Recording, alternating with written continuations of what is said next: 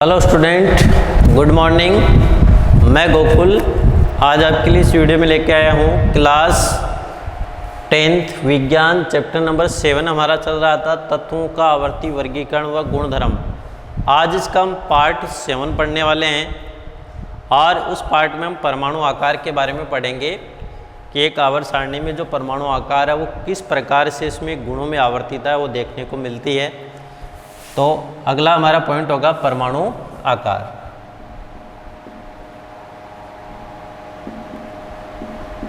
परमाणु आकार, तो परमाणु आकार जो है वो किस प्रकार से प्रभावित करता है एक आवर्त सारणी में।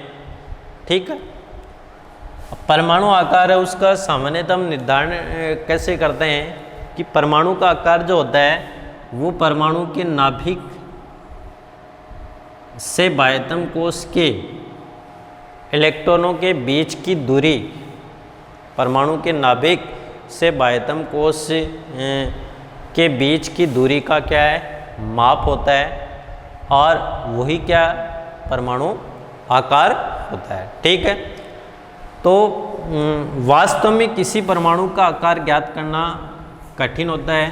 तो वास्तव में हम एक पर्टिकुलर मान जो है वो परमाणु का नहीं ज्ञात कर सकते हैं, लेकिन कुछ हद तक हम जो है उनकी त्रिज्या के आधार पे, जो परमाणु की त्रिज्या होती है उसके आधार पे हम परमाणु के आकार का सामान्यतः निर्धारण जो है वो कर लेते हैं। ठीक है, अब वास्तव में इसका निर्धारण क्यों नहीं कर सकता है, क्योंकि हमें पता है कि परमाणु वैसे मुक्त अवस्था में तो स्वतंत्र तो होता नहीं है, तो वो किसी अन्य परमाणु के साथ संयुक्त अवस्था में हो सकता है या अणु के रूप में भी, यौगिकों के रूप में ये परमाणु पाया जाता है। इसलिए हम इसका वास्तव में जो आकार है उसका निर्धारण नहीं कर सकते हैं। ठीक, अब वर्तमान में एक विलगित परमाणु का मिलना अत्यंत कठिन है। अब यदि हम इसके परमाणु आकार की गणना करें तो हमें कुछ जो परिभाषा है जिसमें सहसंयोजक त्रिज्या है और आयनिक त्रिज्या है, उसके बाद में जैसे वान डेर वाल्स त्रिज्या है, धात्विक त्रिज्या है, तो इन सब का यदि हमें ज्ञान है तो हम आसानी से परमाणु का आकार है उसका निर्धारण कर सकते हैं। तो सबसे पहले हम देखते हैं सहसंयोजक त्रिज्या।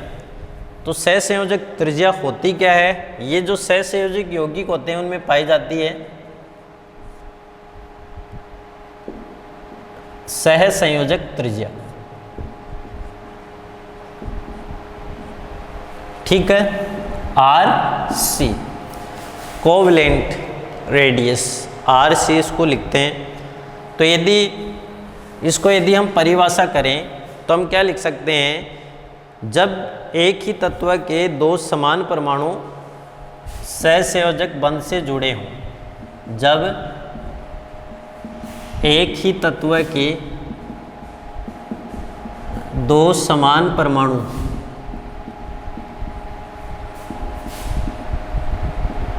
सहसंयोजक बंध से जुड़े हो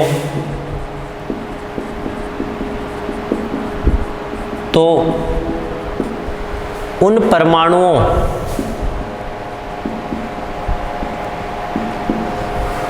दो समान परमाणु होने चाहिए, जैसे हमने देखा था क्लोरीन और क्लोरीन। ठीक है, जब दो समान परमाणु आपस में सहसंयोजक बंध से जुड़े हो तो उन परमाणुओं के नाभिकों के बीच की दूरी,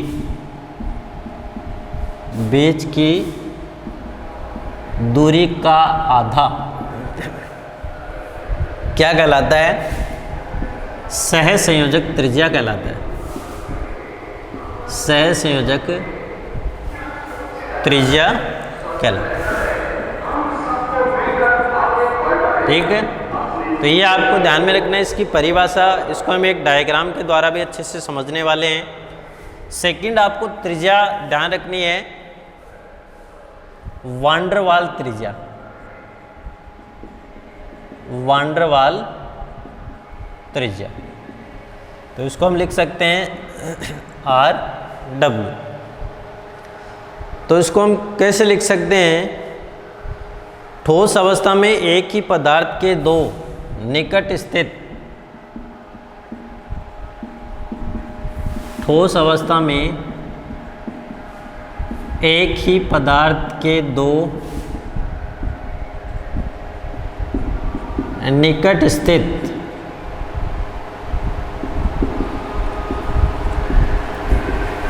अणुओं के परमाणुओं के नाभिक की बीच की दूरी,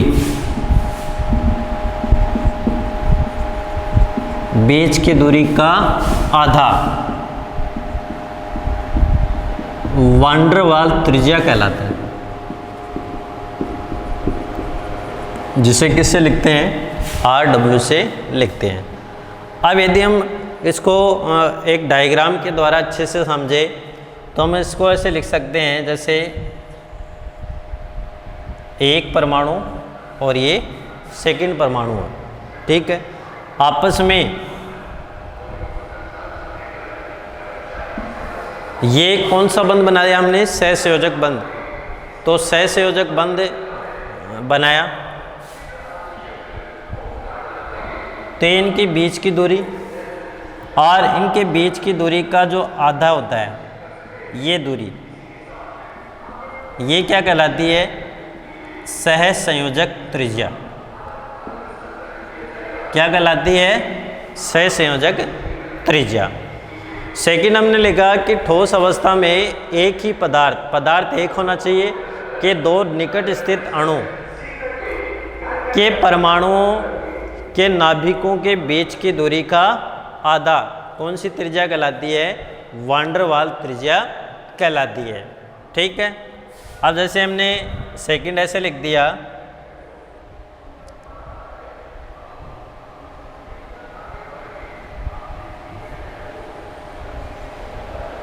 ये इस प्रकार, और सेम ऐसे की संरचना आगे बना सकते हो, ठीक। अब देखो एक परमाणु ये और दूसरा परमाणु ये, तो दो परमाणु है एक ही पदार्थ के, तो ये दोनों आपस में मिले तो क्या बन गया? अणु बन गया। तो एक ही पदार्थ के ठोस अवस्था में एक ही पदार्थ के दो निकट स्थित अणु, एक और दूसरा के परमाणु, इसका एक परमाणु ये और इसका एक परमाणु ये, उनके नाभिक, ये नाभिक, ठीक है। उन नाभिकों के बीच की दूरी, ये टोटल इनके बीच की दूरी, उन बीच की दूरी का आधा क्या कहलाती है? वान डर वाल त्रिज्या कहलाती है, वान डर वाल त्रिज्या कहलाती है। तो ये आपको ध्यान में रखना है कि सहसंयोजक त्रिज्या और जो वान डर वाल त्रिज्या है उसकी परिभाषा क्या होती है, उसको क्या कहते हैं, तो ये सब आपको ध्यान में रखना है। और एक चीज़ आपको ध्यान में रखनी है कि जो वान डर वाल त्रिज्या का मान जो होता है, इसका मान आर डब्ल्यू, वान डर वाल त्रिज्या का मान हमेशा किससे? सहसंयोजक त्रिज्या से अधिक होता है। वान डर वाल त्रिज्या का मान सहसंयोजक त्रिज्या से अधिक होता है। तो आपको एक ये मुख्य बात ध्यान में रखना है, ठीक है। और इन दोनों त्रिज्याओं के अलावा जो धात्विक त्रिज्या होती है, तो धात्विक त्रिज्या के आधार पर भी जो तत्व है, उन तत्वों के आकार का निर्धारण है वो किया जा सकता है। किसके आधार पे? धात्विक त्रिज्या के आधार पर। तो धात्विक त्रिज्या है वो किसे कहते हैं, उसकी परिभाषा हम देखते हैं।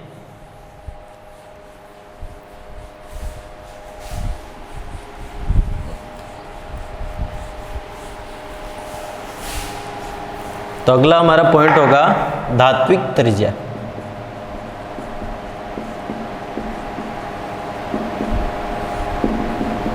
ठीक है। अब धात्विक त्रिज्या को कैसे परिभाषित कर सकते हैं कि धातु के क्रिस्टल जालक में उपस्थित धातु के क्रिस्टल जालक में उपस्थित दो निकट स्थित जो भी परमाणु हैं उन परमाणुओं के नाभिकों के बीच की दूरी का आधा क्या कहलाती है? धात्विक त्रिज्या कहलाती है। धातु के क्रिस्टल जालक में उपस्थित दो निकट स्थित परमाणुओं के नाभिकों के बीच की दूरी का आधा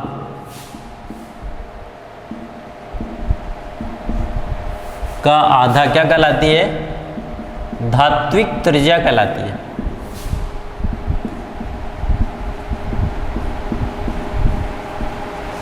क्या कहलाएगी? धात्विक त्रिज्या कहलाती है। तो ये आपको परिभाषा ध्यान में रखनी है, ठीक है। और एक आवर्त सारणी जो होती है, अब हम बात करते हैं एक वर्ग और एक आवर्त की। आवर्त सारणी में जो परमाणु का आकार एक वर्ग में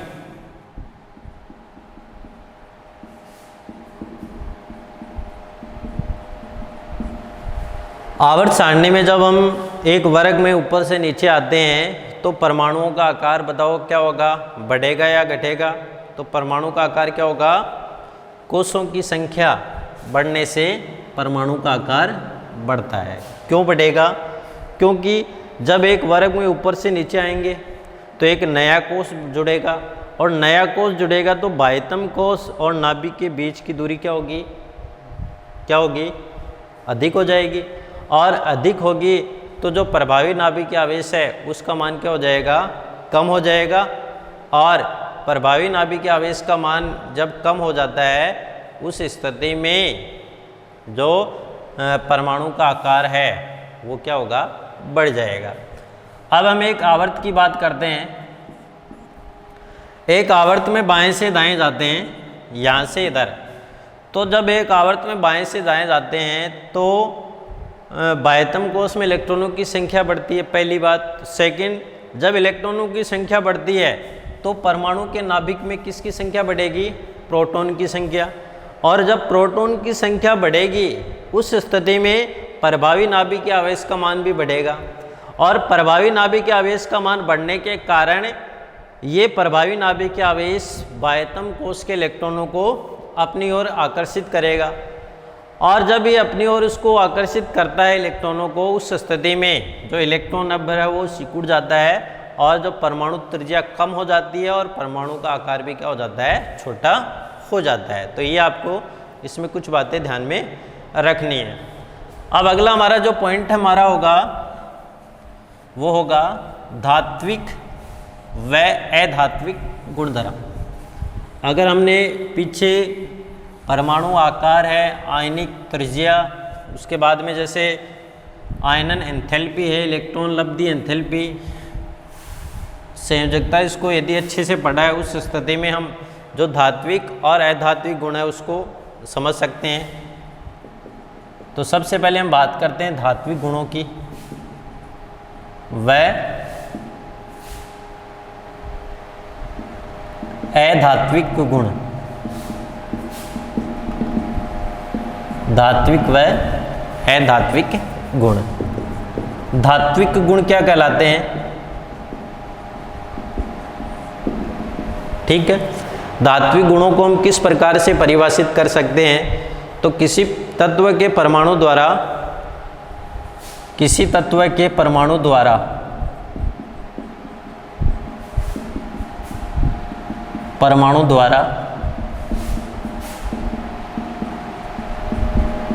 इलेक्ट्रॉन त्याग कर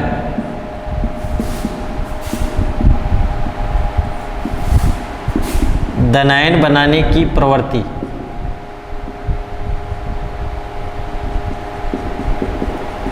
कोई भी तत्व है, जैसे सोडियम की बात करते हैं, उस तत्व के परमाणु द्वारा इलेक्ट्रॉन त्याग कर धनायन बनाने की प्रवृत्ति उसका धात्विक गुण कहलाती है।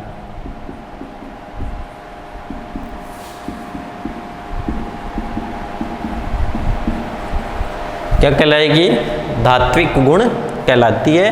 जब कोई तत्व का परमाणु इलेक्ट्रॉन त्यागता है और धनायन बनाता है तो ये जो प्रवृत्ति होती है उसको धात्विक गुण कहते हैं। जैसे वर्ग संख्या 1 की जितनी भी क्षार धातुएं होती है वो सबसे अधिक धात्विक गुण प्रदर्शित करती है। ठीक है। उसके पश्चात धात्विक गुण प्रदर्शित करती है। इसका मतलब क्या हुआ कि जो वर्ग संख्या 1 के जो तत्व है वो सबसे अधिक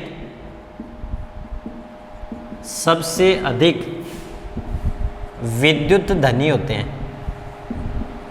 क्या होंगे? सबसे अधिक विद्युत धनी होते हैं। कौन? वर्ग संख्या 1 के तत्व सबसे अधिक विद्युत धनी तत्व कहलाते हैं। क्यों? क्योंकि ये सरलता से इलेक्ट्रॉन त्यागते हैं और धनायन का निर्माण कर लेते हैं। और सरलता से जब इलेक्ट्रॉन त्यागेंगे आसानी से धनायन का निर्माण हो जाएगा। इसका मतलब इनमें धात्विक गुण क्या होते हैं? सर्वाधिक होते हैं। तो ये एक आपको ध्यान में रखना है। सेकंड आपको ध्यान में रखना है अधात्विक गुण। जस्ट इसका उल्टा आपको ध्यान में रखना है। किसी तत्व के परमाणु द्वारा इलेक्ट्रॉन ग्रहण कर ऋणायन बनाने की प्रवृत्ति क्या कहलाती है? अधात्विक गुण कहलाती है। तो यदि हम इसको परिभाषा के रूप में लिखें तो कैसे लिख सकते हैं? किसी तत्व के परमाणु द्वारा इलेक्ट्रॉन ग्रहण कर ऋणायन बनाने की प्रवृत्ति, ऋणायन बनाने की प्रवृत्ति बताओ क्या कहलाएगी? अधात्विक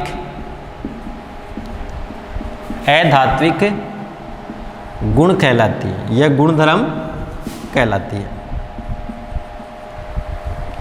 उसके बाद में यदि हम देखें तो वर्ग 17 के तत्व है। वर्ग 17 के तत्व है जिसे हेलोजन परिवार के तत्व बोलते हैं। हेलोजन परिवार के तत्व बोलते हैं।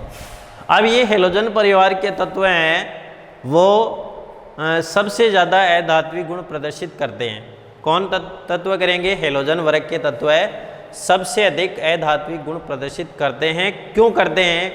क्योंकि ये किसी अन्य परमाणु से आसानी से क्या कर लेते हैं? इलेक्ट्रॉन ग्रहण कर लेते हैं। तो हमने परिभाषा में किसी तत्व के परमाणु द्वारा इलेक्ट्रॉन ग्रहण कर ऋणायन बनाने की जो प्रवृत्ति होती है उसको अधात्विक गुण कहते हैं।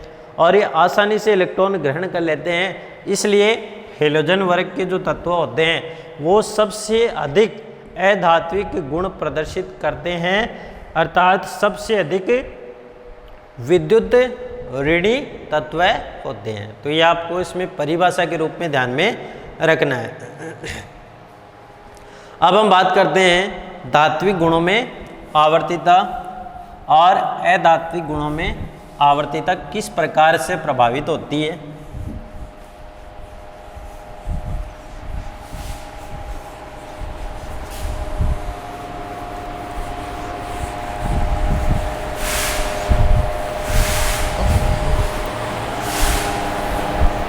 अगला पॉइंट है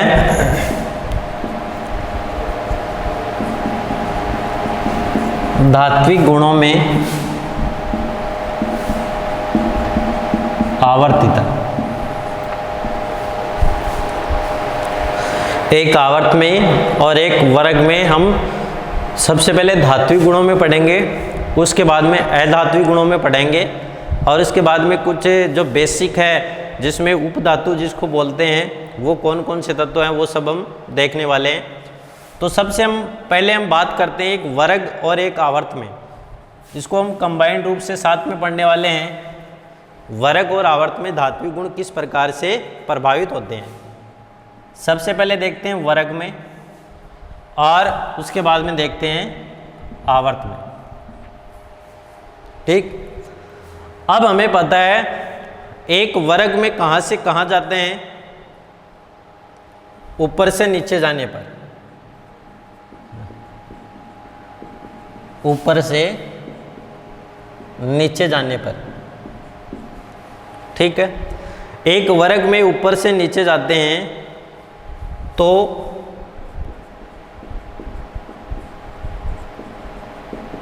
परमाणु आकार बढ़ेगा, बढ़ता है नहीं बढ़ता है, और परमाणु आकार बढ़ेगा तो प्रभावी नाभिकीय आवेश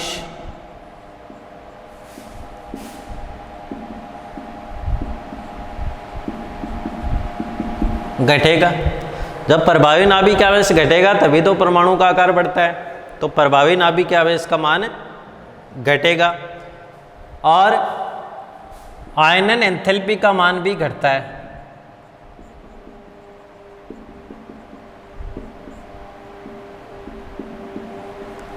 और जब आयनन एंथैल्पी घटती है उस स्थिति में धनायन का निर्माण सरलता से होता है।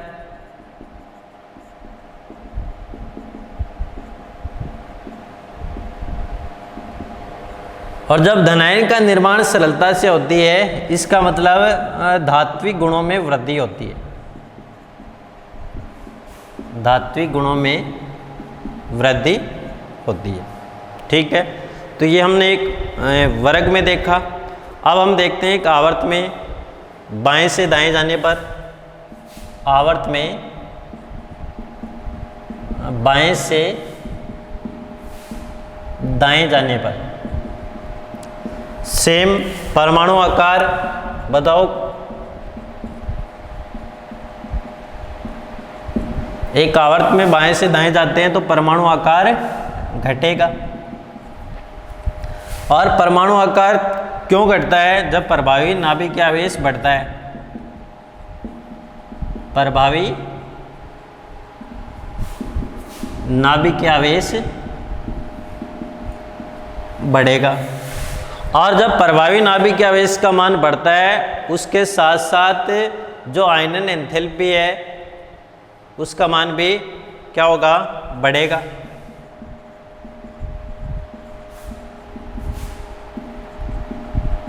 आयनन एंथैल्पी बढ़ेगी और आयनन एंथैल्पी बढ़ती है तो धनायन का निर्माण कठिन होगा।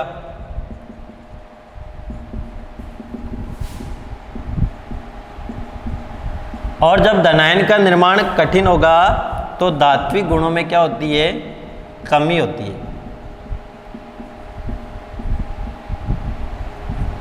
क्या होगी? धात्विक गुणों में कमी होती है। फिर से देखना इसको, बात करते हैं धात्विक गुणों में आवर्तिता एक वर्ग में। तो हमने पढ़ा था एक वर्ग में ऊपर से नीचे जाते हैं तो ऊपर से नीचे जाएंगे जैसे जैसे तो इलेक्ट्रॉनों की संख्या बढ़ती है, उसके साथ साथ एक नया कोष जुड़ता जाता है।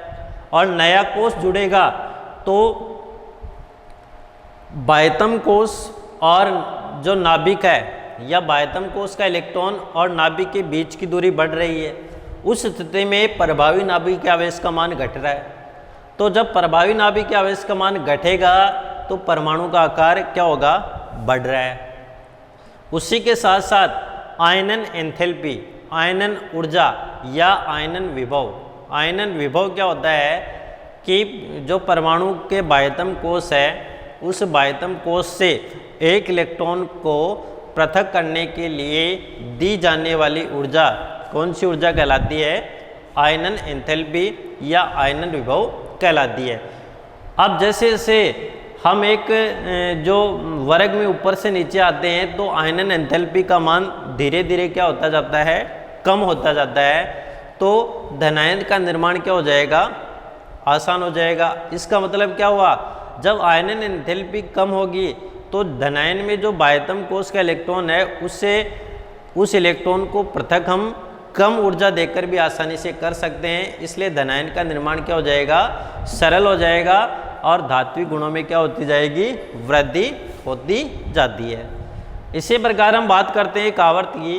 तो आवर्त में बाएं से दाएं जाते हैं, उस स्थिति में होता क्या है? बाह्यतम कोष में इलेक्ट्रॉन बढ़ेंगे, उसी के साथ साथ परमाणु का जो नाभिक है उसमें प्रोटॉन की संख्या बढ़ेगी। और जब परमाणु के नाभिक में प्रोटॉन की संख्या बढ़ती है उस स्थिति में प्रभावी नाभिकीय आवेश का मान भी बढ़ेगा। और जब प्रभावी नाभिकीय आवेश का मान बढ़ता है तो परमाणु का आकार घटेगा। क्यों घटेगा? क्योंकि ये प्रभावी नाभिकीय आवेश बाह्यतम कोश के इलेक्ट्रॉनों को अपनी ओर खींचेगा, जिससे परमाणु का आकार कम होता चला जाएगा। उस स्थिति में जब प्रभावी नाभिकीय आवेश बढ़ता है तो वो इलेक्ट्रॉनों को अपनी ओर अधिक बल लगा के खींचेगा, इसलिए उस इलेक्ट्रॉन को निकालने के लिए हमें अधिक मात्रा में ऊर्जा देने की आवश्यकता पड़ेगी, तो आयनन एंथैल्पी का मान भी क्या होगा, बढ़ेगा। उसके बाद में जब आयनन एंथैल्पी का मान बढ़ेगा तो धनायन का निर्माण क्या हो जाएगा, कठिन हो जाएगा। क्यों? क्योंकि हम उसको अधिक ऊर्जा देकर इलेक्ट्रॉन को निकाल रहे हैं, तो धनायन का निर्माण कठिन हो जाएगा और धात्विक गुणों में क्या होती जाएगी, कमी होती जाती है। तो ये धात्विक गुणों में आवर्तिता, एक आवर्त और एक वर्ग में इसको हम इस प्रकार से पढ़ सकते हैं। अब अगला हमारा जो पॉइंट आएगा वो आएगा अधात्विक गुण, उनमें आवर्तिता जो है वो किस प्रकार से प्रभावित होती है, यह इसको हम किस प्रकार से अधात्विक गुणों में आवर्तिता है उसको लिख सकते हैं, एक वर्ग और एक आवर्त में। अगला हमारा पॉइंट होगा अधात्विक गुणों में आवर्तिता। ठीक है, अब हम बात करते हैं एक आवर्त में बाएं से दाएं जाने पर। ठीक है, और वर्ग में ऊपर से नीचे जाने पर। अब सबसे पहले हम वर्ग में चलते हैं। एक वर्ग में ऊपर से नीचे जाते हैं तो बताओ परमाणु का आकार बढ़ेगा, परमाणु आकार बढ़ता है। एक वर्ग में ऊपर से नीचे जाते हैं और एक आवर्त में बाएं से दाएं जाते हैं तो परमाणु आकार कम होता है या परमाणु का आकार क्या होगा, घटता है, एक वर्ग और एक आवर्त में। उसी के साथ नाभिकीय आवेश का मान कम होता है, किसमें, एक वर्ग में। तो एक वर्ग में प्रभावी नाभिकीय आवेश का मान कम, प्रभावी नाभिकीय आवेश कम। इसमें क्या होगा, प्रभावी नाभिकीय आवेश अधिक होगा। ठीक है, जब प्रभावी नाभिकीय आवेश का मान कम होगा तो परमाणु का आकार बढ़ता है। उसी के साथ ठीक है इलेक्ट्रॉन लब्धि एंथैल्पी का मान कम होगा। इलेक्ट्रॉन लब्धि एंथैल्पी क्या होगी, कम होगी। और इधर क्या होगी, इलेक्ट्रॉन लब्धि एंथैल्पी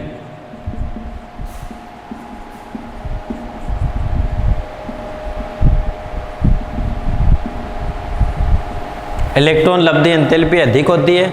और इलेक्ट्रॉन लब्धि एंथैल्पी एक वर्ग में ऊपर से नीचे जाते हैं तो उसका मान क्या होता है, कम होता है। ठीक है, और ऋणायन बनाने की प्रवृत्ति घटेगी, ऋणायन बनाने की प्रवृत्ति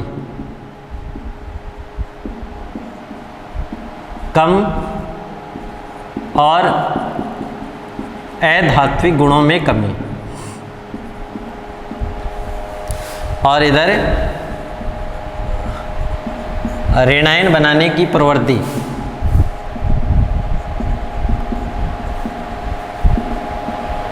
बढ़ेगी और अधात्विक गुणों में वृद्धि होगी। तो ध्यान से देखना, एक वर्ग में ऊपर से नीचे आते हैं तो परमाणु आकार बढ़ता है, साथ ही प्रभावी नाभिकीय आवेश का मान कम होता है, और जिसके कारण इलेक्ट्रॉन लब्धि एंथैल्पी कम होगी, क्योंकि जो एक नया इलेक्ट्रॉन जोड़ते हैं तो उसके लिए जो ऊर्जा मुक्त होती है उसे इलेक्ट्रॉन लब्धि एंथैल्पी कहते हैं। और ऋणायन बनाने की प्रवृत्ति भी क्या होगी, एक वर्ग में ऊपर से नीचे जाने पर कम होती है। और जब ऋणायन बनाने की प्रवृत्ति कम होती है तो अधात्विक गुणों में भी क्या होती है, कमी होती है।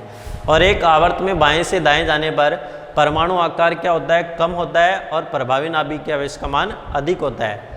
इसलिए इलेक्ट्रॉन लब्धि एंथैल्पी भी बढ़ती है, जिसके साथ जो ऋणायन बनाने की प्रवृत्ति बढ़ती है, साथ ही अधात्विक गुणों में भी क्या होती है, वृद्धि होती है। ठीक है, इस प्रकार हम बोल सकते हैं कि जैसे जैसे हम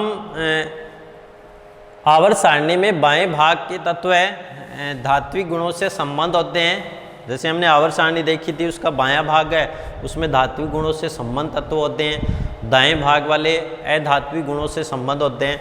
और फिर जैसे जैसे हम बाएं भाग से दाएं भाग की तरफ जाते हैं तो धात्विक गुणों में क्या होती जाती है, कमी होती जाती है और अधात्विक गुण है वो फिर बढ़ते जाते हैं। ठीक, उसके बाद में जो अधातुएं हैं वो विद्युत ऋणात्मक होती है और धातु विद्युत धनात्मक होती है। जो धनायन का गुण रखती है धातुएं और अधातुएं ऋणायन का गुण रखती है।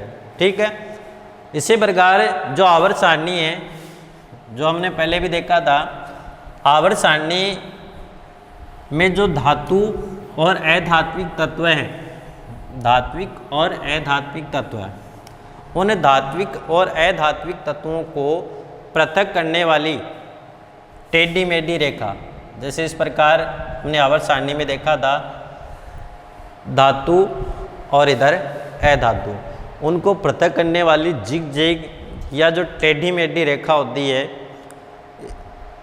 इन के समीप जो भी तत्व होते हैं उनमें धातुओं के गुण भी होते हैं और अधातुओं के गुण धर्म भी होते हैं, इसलिए उन्हें क्या बोलते हैं, उपधातु कहते हैं। किस नाम से जाना जाता है, उपधातु के नाम से जाना जाता है। जैसे बोरोन सिलिकॉन है, बोरोन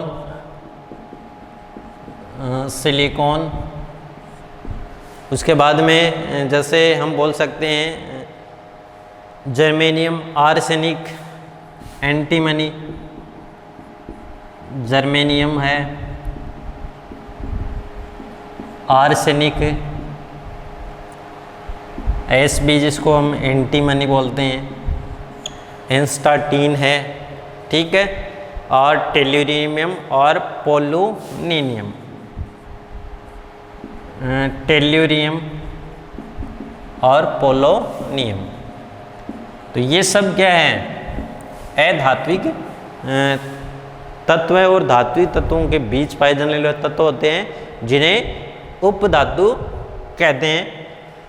ये boron, silicon, germanium, arsenic, antimony, tellurium और पोलोनियम, तो ये सब कौन से तत्व हैं, उपधातु के तत्व कहलाते हैं। और हमें पता है कि जो धातु के ऑक्साइड होते हैं, धातु के ऑक्साइड किस प्रकृति के होते हैं, क्षारीय प्रकृति के होते हैं, क्षारीय प्रकृति के होंगे। और अधातु के ऑक्साइड अम्लीय प्रकृति के होते हैं। तो इस प्रकार इस कंप्लीट चैप्टर में हमने आज की इस वीडियो में जो धात्विक और अधात्विक गुणों में आवर्तिता है वो किस प्रकार से जो है वो प्रभावित होती है और उसके बाद में परमाणु आकार है, उसके बारे में आज की इस वीडियो में हमने जाना। और इसी वीडियो के साथ ये हमारा जो चैप्टर है वो कंप्लीट होता है।